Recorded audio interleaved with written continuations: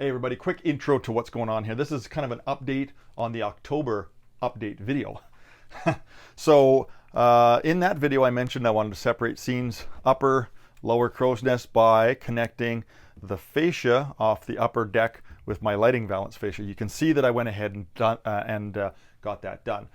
This is known in the community as a Bellina drop. Thanks to the subscribers that mentioned that, told me what this is all about. I had no idea. Apparently, 03 Model Railroad Planning, Jerry Bellina wrote an article on a very similar technique, so everyone refers to this as a Bellina drop. So there you go, Bellina drop. You can see that there's some scenery work has progressed here. Tunnel 6 has been hacked out. The rest of the video is basically just covering how I got this done, patching in fascia and patching everything into here and getting that backdrop established. So if that's something that interests you, keep watching. If it's not, we'll see you in the next video. It's scene divider time. So we talked about changing the scene here, blocking this off, putting up a little divider here like this. It's kind of look like that. That'll kind of give you an idea what I'm going for.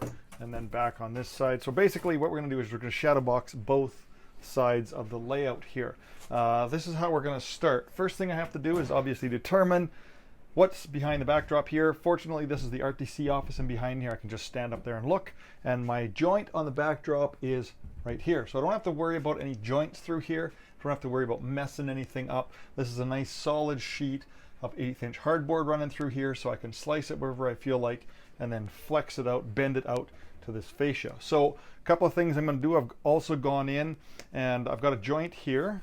Obviously it's filled and sanded, but I'm going to start about here. So I'm going to cut this about here, and I'm going to cut this about here. And if you look carefully, I don't know if it shows up in the camera or not, but because this is two different heights, this is higher. This is the rest of the entire upper level. This is the bottom height for the upper level. But because we loop down here to drop height to get underneath the stairs, I had to build this benchwork lower.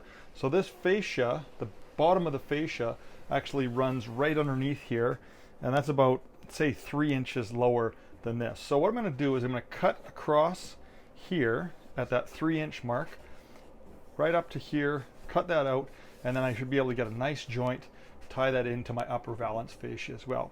But I got to figure out where I'm going to cut my backdrop. So I've already kind of determined that. I just took a piece of cardboard like this, and what I did is I kind of went like this, and I looped it out here and went, okay, that's about where I want to cut that, and just held it back to there. So this is the line I'm going to use to cut. This is a secondary line I've got for possibly here, but I think I'm probably just going to make one cut and then bring this backdrop out to here, and then that will make this side, if it comes from close to tunnel 6, it'll loop out to about here. And the reason for that is because of this curve. You can see from the end of the peninsula down here, if I have this wrap around the curve, you won't see the joint for the backdrop on here. So likely one cut here, bend, and we're off to the races. So first thing we're going to do is just start removing stuff.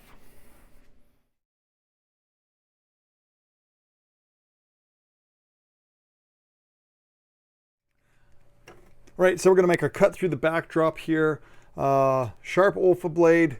I got a square sitting down on the benchwork here, so it's not lining up perfect with my level line, but that doesn't matter because a little wiggle isn't going to be noticeable when that bends out towards here. You're never going to be able to see that, and you can twist it back and forth anyway to get it perfect. You're not going to notice a slight little variation like that. So let's just cut through here and get this twisted out.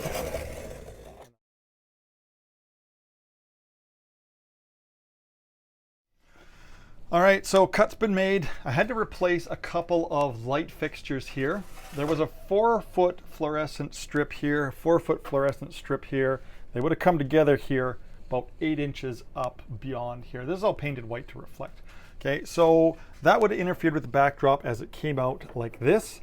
So the 4-footers got replaced with 3-footers, and that's going to give me enough light. Now, with my bend the way it is, I'm relatively happy with that. I might cut it a little shorter and bring it out here. I'll kind of give you an idea how this is all going to come together. This is going to slope kind of like that. Of course, it's going to be more random. And then this is all going to be trees going back in to hide the hole through the backdrop. Now, if we bring the other side out here, it comes out to almost exactly the same place. So this one is definitely going to get cut back. I want it to be a little bit closer to here.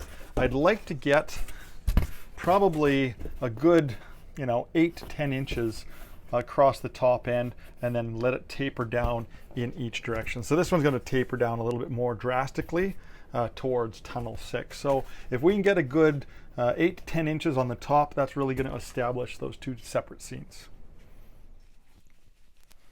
All right, here we are. I cut about 9 inches out of the backdrop. I've installed the framework for the front here. All this is 3/4 inch plywood, 1.5 inch strips left over from benchwork construction. I cut them off. They've slipped up underneath the lighting skin of the valance here. Basically, the lighting valance on top, the box is exactly the same as this framework for the benchwork. So it's on the face of the framework up here, and I slid it until it intersected this skin. I screwed it in from the backside, screwed it down here after making sure it was perpendicular, nice and level up and down. Now what I'm going to do is I'm going to add another piece of hardboard. I'm going to fold it in like this, slip it up here, and we're going to clamp that onto this curve like this. And what that's going to do is it's going to give us a nice area when we put our patch in here. It's going to give us a nice gluing area, so it's going to maintain this curve. Once we mud that, you're not even going to notice the difference. So because this is now in place, I'll show you what this is going to look like. We can take our backdrop and we can bend it out like this. It's going to sit in there like that. This one's going to sit in there just like that. Once this is in place, coming down here, we've got our two separate scenes. All right, I've pretty much got the finished shape cut here. I've got my block here to hold everything in place. I got a clamp hand here so I can clamp that, and then we're going to air staple this onto all this framework here.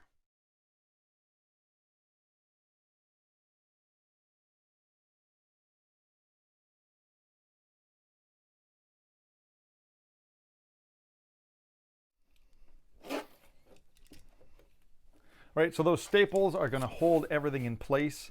We can throw some tape over top of these joints. This is just drywall mesh tape. And then over top of that, I'm going to apply wood putty. I like using wood putty versus drywall mud. The wood putty just sticks better. Once that's done, let this dry up, and we'll go at it again tomorrow.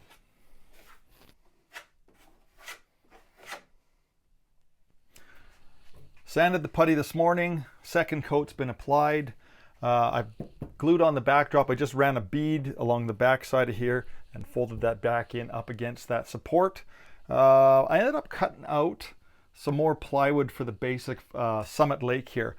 Because of the shadow box here, it changes the dynamics of the scenery. So instead of having the shoreline come out here like it originally was, now we can change the way things work here. I'm going to come along here, start building up trees this way, but the shoreline is going to take a dive in and then come back out here. And what that's going to do, because this line like this, that's going to extend the view into here and actually make this look longer. Right, we're going to sand this real quick here. So I like to use a palm sander. I pull the dust collector off the end, use my shop vac, just hold that over the end like that to keep the dust minimized.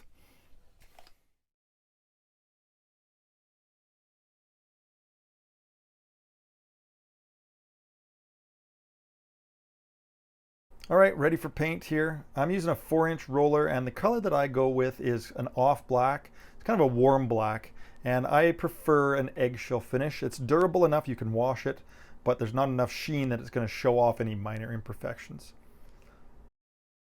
I believe that you should get your fascia in and established before you start your rough scenery, because you want that scenery to come up over the edge of that fascia. And of course, when you're done, you can simply go back in, clean up that edge where the fascia meets the layout, and refresh it with another quick coat of paint.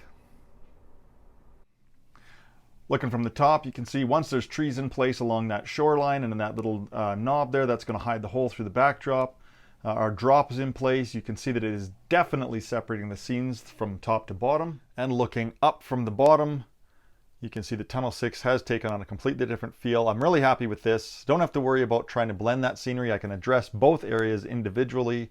And an added bonus here I never even thought of is right where that drop is more or less the BC Alberta border. So left side BC, right side Alberta. Kind of a win-win. Anyway, that's it for this one. Thanks for watching. We'll see you next time.